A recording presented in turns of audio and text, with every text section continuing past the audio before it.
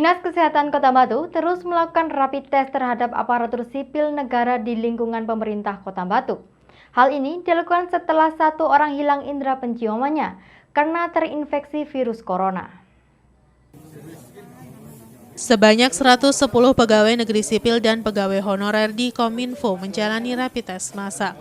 Para pegawai negeri dan honorer menjalani rapid test setelah 1 orang pegawai di Kominfo Kota Batu hilang indera penciumannya lantaran terinfeksi virus corona.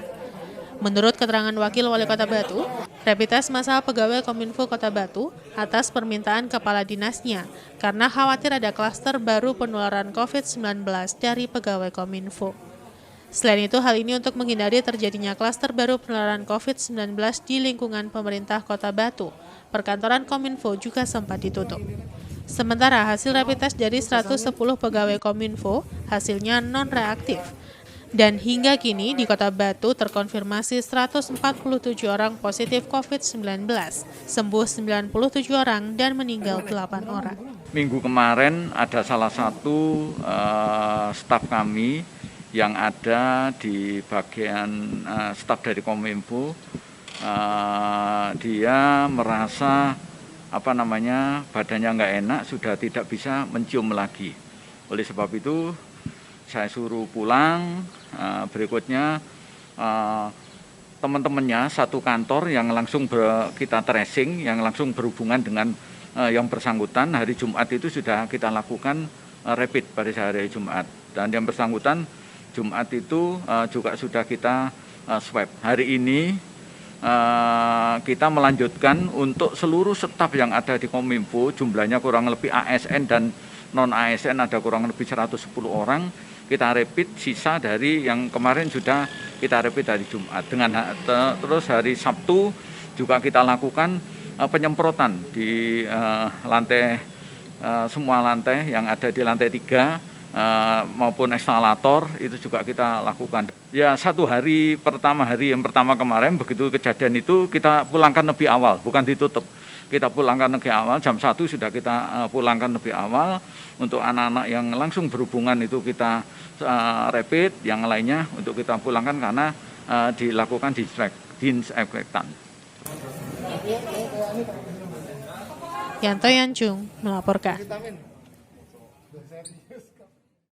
Upaya pencegahan dan percepatan penanganan COVID-19 terus dilakukan oleh pemerintah dengan menerapkan protokol kesehatan.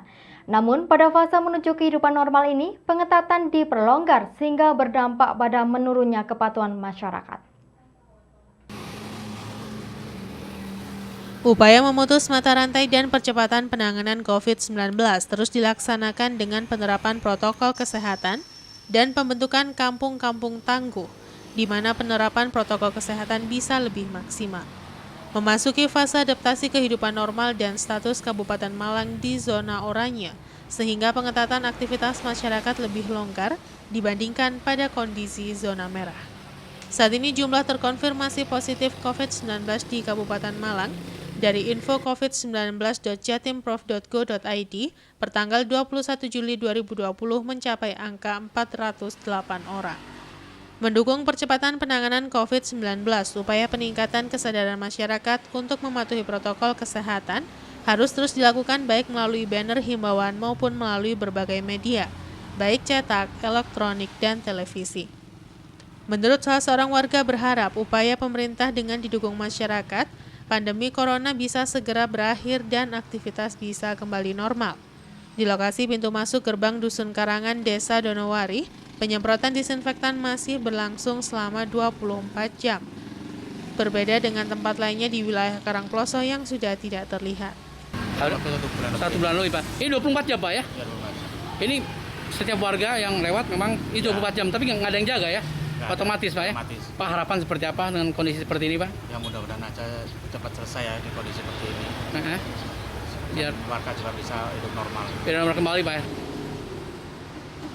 Iwan Hikmawan melaporkan.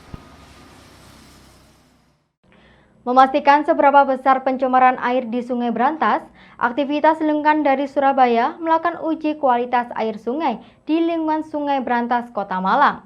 Hasil uji kualitas air tersebut, air Sungai Brantas memiliki kandungan klorin lebih tinggi dari batas yang telah ditetapkan dan mengancam ekosistem yang di Sungai Brantas, serta berbahaya untuk masyarakat apabila dikonsumsi.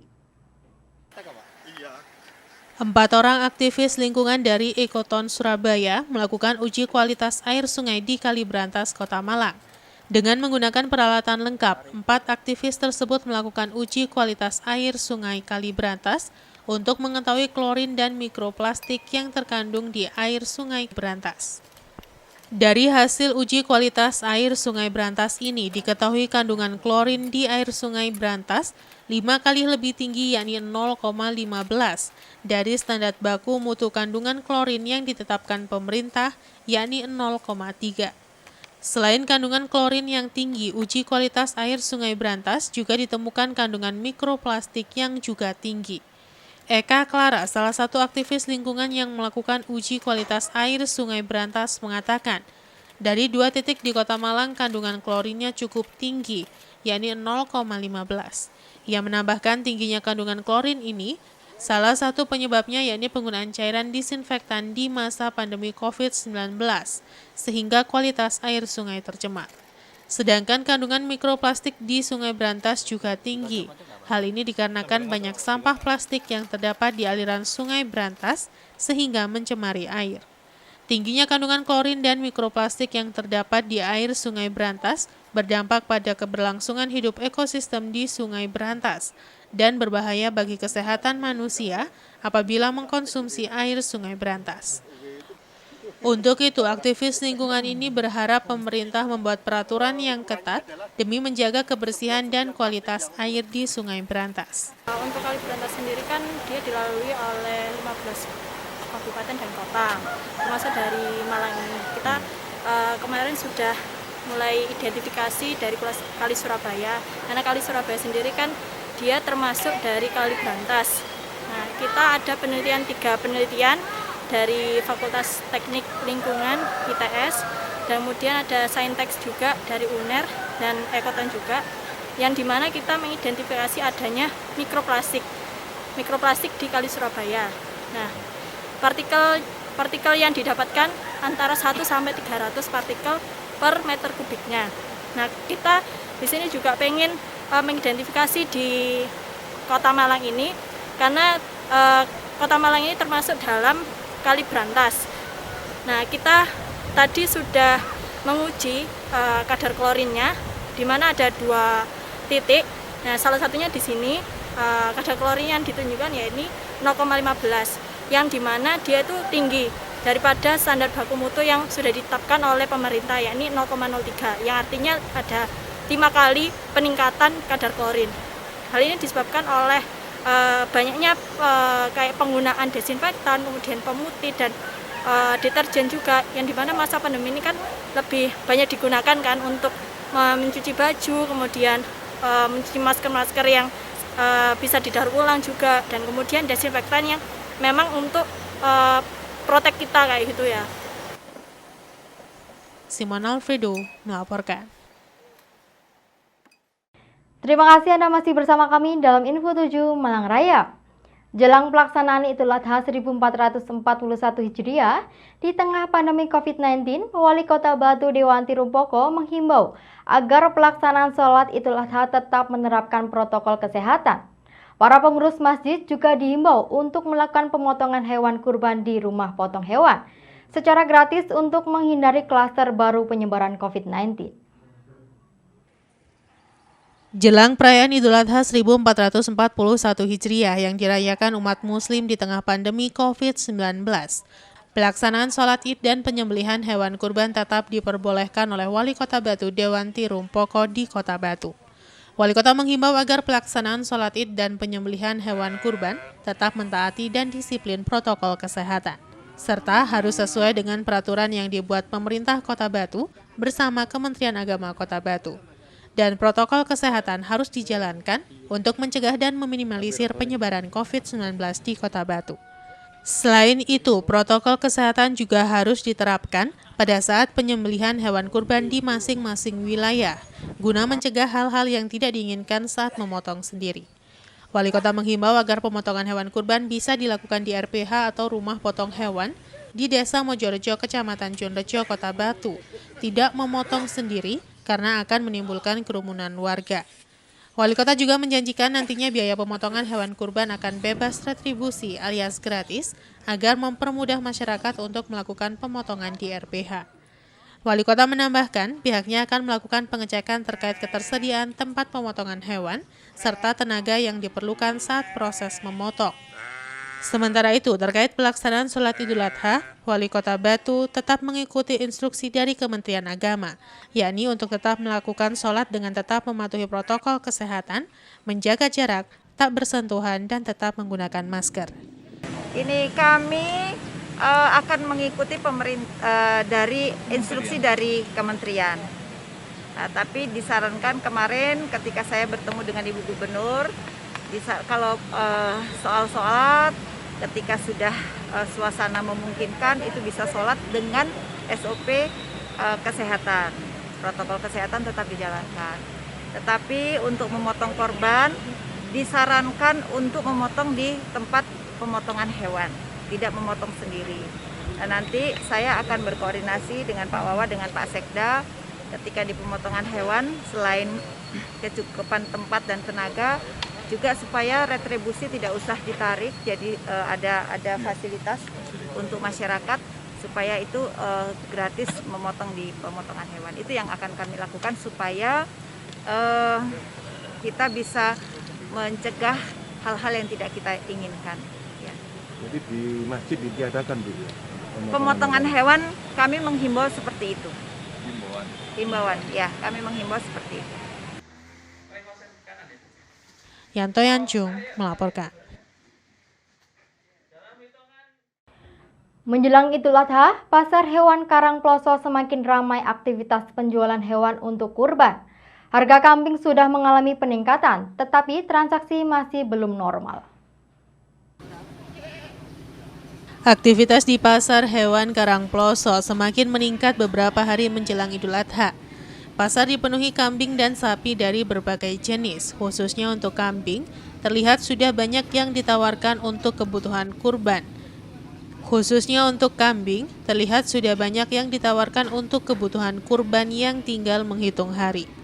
Meningkatnya aktivitas di pasar hewan Karangploso juga dihimbau untuk tetap mematuhi protokol kesehatan. Pihak pasar sudah memasang banner himbauan di hampir setiap sudut pasar untuk mengingatkan masyarakat yang beraktivitas mematuhi protokol kesehatan. Kambing dan sapi ini sebagian besar didatangkan dari wilayah Malang Raya dan ada juga dari luar dengan harga yang bersaing. Menurut salah seorang pelaku pasar menjelaskan, walaupun sudah ramai namun transaksi jual beli masih banyak. Mungkin karena daya beli masyarakat masih belum normal di tengah pandemi COVID-19. Di lokasi harga kambing yang ditawarkan bervariasi, mulai dari 2 juta hingga 4 juta rupiah, dan harga ini diprediksi akan kembali naik 2 atau 1 hari menjelang Idul Adha. Harganya agak naik. Agak naik ya? Sejak kapan naiknya Pak? Ya sekitar 2 mingguan. 2 mingguan ya. Ya berarti sekarang sudah kondisi normal ya. Maksudnya kan kemarin waktu pandemi kan jatuh harganya. Sekarang sudah normal Pak ya. Normal, ya. Jadi rata-rata yang dijual ini ukuran yang standar buat dipotong harga berapa ini? Ya Antara 2.000 sampai 5.000. yang besar itu ya, yang besar itu Pak ya. Tapi untuk aktivitas transaksi jual beli gimana? Ramai sekarang? Meningkat? Ya sudah meningkat. Meningkat Pak ya. Berarti mendekati hari H bisa lebihan lagi ya? Ya meningkat Pak. Biasa kenaikannya berapa persen menjelang hari H-nya?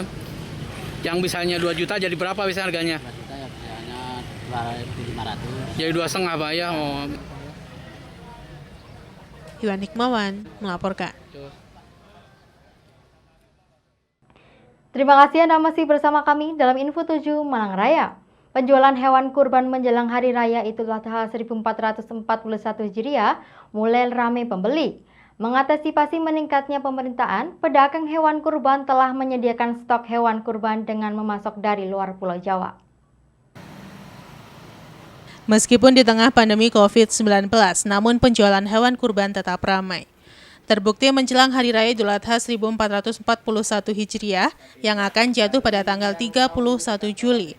Permintaan akan hewan kurban seperti sapi dan kambing sudah ramai. Di salah satu pusat penjualan hewan kurban di Sawojajar, Kota Malang, ratusan ekor sapi sudah habis terjual. Bahkan permintaan akan hewan kurban berupa sapi terus bertambah. Elvi Nafi, salah satu pedagang hewan kurban, mengaku menjelang Idul Adha penjualan hewan kurban meningkat. Meskipun di tengah pandemi, namun penjualan tidak menurun, bahkan cenderung meningkat. Jika dibanding Idul Adha tahun lalu, 2 pekan sebelum Idul Adha, dirinya hanya menjual 90-an ekor sapi. Sedangkan pada tahun ini ia sudah menjual 130 lebih ekor sapi. Sementara untuk harga sapi sendiri, per ekornya dijual dengan harga 13 juta hingga 35 juta rupiah. Harga tersebut terbilang jauh lebih murah dibanding tahun lalu. Sementara meningkatnya penjualan hewan kurban, pihak pedagang membatasi waktu permintaan hingga Sabtu besok. Hal ini dikarenakan pedagang akan memasok hewan kurban dari luar Pulau Jawa. Alhamdulillah untuk tahun 2020 ini yang bertepatan dengan tahun corona, kami mengalami peningkatan penjualan di tahun-tahun sebelumnya. Tahun lalu kami menjual 99 ekor sapi. Untuk tahun ini sampai dengan H-12 insya Allah ya, kami sudah terjual sekitar 138 ekor sapi. Untuk pemesanan yang berikutnya, kami hanya bisa melayani inden untuk harga sapi di kisaran 20 dan 21 juta. Sedangkan untuk sapi harga 18 dan 17 kami tersisa 8 ekor sapi saja. Dan insya Allah pekan ini insya Allah habis. Ini sapi didatangkan dari mana, Pak? Setiap tahun saya mendatangkan sapi dari Pulau Bali. Yang mana sama-sama kita ketahui sapi dari Pulau Bali adalah salah satu sapi asli Indonesia. Di antara 2 sapi asli Indonesia dan juga merupakan sapi pedaging. Sehingga apabila dijadikan hewan kurban akan mendapatkan daging sapi yang cukup banyak dikarenakan kulitnya tipis dan sapi Bali tulangnya kecil sehingga karkasnya tinggi atau dagingnya tebal. Kalau harganya sendiri ada peningkatan nggak sih Pak dengan tahun yang lalu? Alhamdulillah untuk tahun ini kita tidak ada peningkatan, bahkan kalau dirasakan sebenarnya kami merasakannya tahun ini jauh lebih murah daripada yang tahun lalu. Ya sekitar 300 sampai 500 ribu lah lebih murah. Penurunannya. Penurunannya. Simon Alfredo melaporkan.